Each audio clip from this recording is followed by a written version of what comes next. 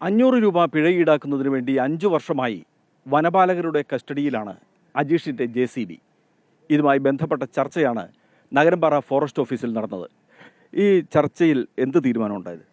തീരുമാനം ഉണ്ടായെന്ന് പറഞ്ഞു സാറേ, അന്ന് ഞാൻ ആ വണ്ടിയിൽ നിന്ന് പെട്രോൾ ഒഴിച്ച് ഇറങ്ങുമ്പോൾ നമ്മുടെ വനം വകുപ്പിൻ്റെ ഭാഗത്തു നിന്നും വനം മന്ത്രിയുടെ ഭാഗത്തു നിന്നും അനുഭവം ഉണ്ടാവുമെന്നറിഞ്ഞായിരുന്നു. ഇന്ന് ചൊവ്വാഴ്ചയായിട്ട് ഇന്നായിരുന്നു നമ്മളെ വനം വകുപ്പിൻ്റെ മൂന്നാർ DFOയുടെ ഇതിലുള്ള സംഭാഷണം ഉണ്ടായി, അല്ലെങ്കിൽ മീറ്റിംഗ് ഉണ്ടായി.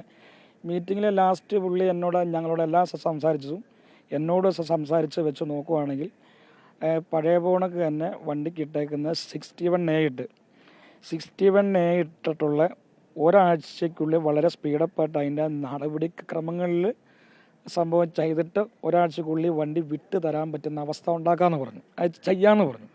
ആ ചെയ്യാമെന്ന് പറയുമ്പോൾ ഞാൻ സാറിനോട് ചോദിച്ചു, സാറേ ഈ 61A ഇട്ട് വണ്ടി വിട്ട് തരാമെന്ന് പറയുമ്പോൾ എനിക്ക് വണ്ടിക്ക് ഞാൻ ഫൈൻ അടയ്ക്കണോ അതോ ബോണ്ട് കെട്ടണോ?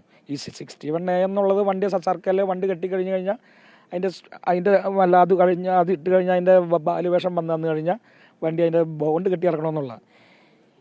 ഇനി ഈ 4 വർഷക്കാലം ഈ ബോണ്ട് കെട്ടാതിരുന്ന എനിക്ക് ഈ ബോണ്ട് കെട്ടാനുള്ള മാർഗ്ഗം ഇല്ലാത്തതുകൊണ്ടായിരുന്നു ഞാൻ വണ്ടി ഇറക്കാതിരുന്നത്.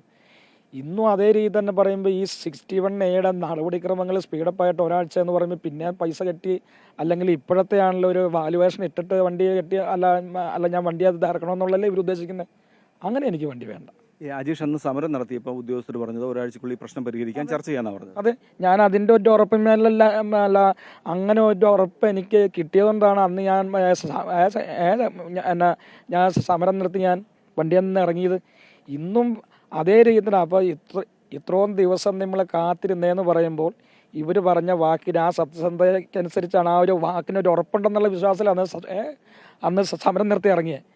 അപ്പോൾ അന്ന് എന്നെ വണ്ടി പിടിച്ച സമയത്ത് കള്ളം പറഞ്ഞുകൊണ്ട് ഇവരെല്ലാം കാണിച്ചോണക്ക് തന്നെയാണ് ഇന്നും DFOയുടെ ഭാഗത്ത് അങ്ങനെ പറഞ്ഞെന്നുള്ളതാണ് എൻ്റെ വിശ്വാസം. ഇനി ഒരാഴ്ച കഴിയുമ്പോൾ എങ്ങനെയാണ് സാർ ഈ 61 ഇതിൻ്റെ അന്ന് മാറ്റിയിട്ട് എനിക്ക് വണ്ടി വിട്ടു തരിക എന്നുള്ളതാണ് എങ്ങനെയാണ് ഈ സാർ ഉദ്ദേശമുള്ള കേസ് എനിക്ക് അറിയത്തില്ല.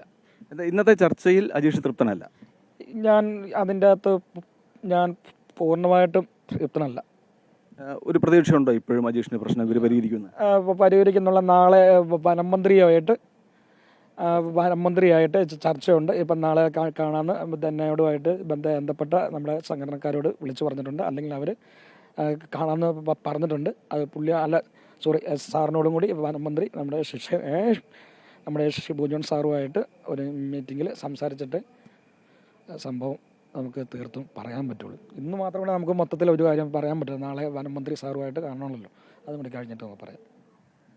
ഫോറസ്റ്റ് ഉദ്യോഗസ്ഥരുമായുള്ള ചർച്ചയിൽ പ്രശ്നം പരിഹരിക്കും എന്ന ഉറപ്പാണ് അജീഷിന് നേരത്തെ ലഭിച്ചിരുന്നത്.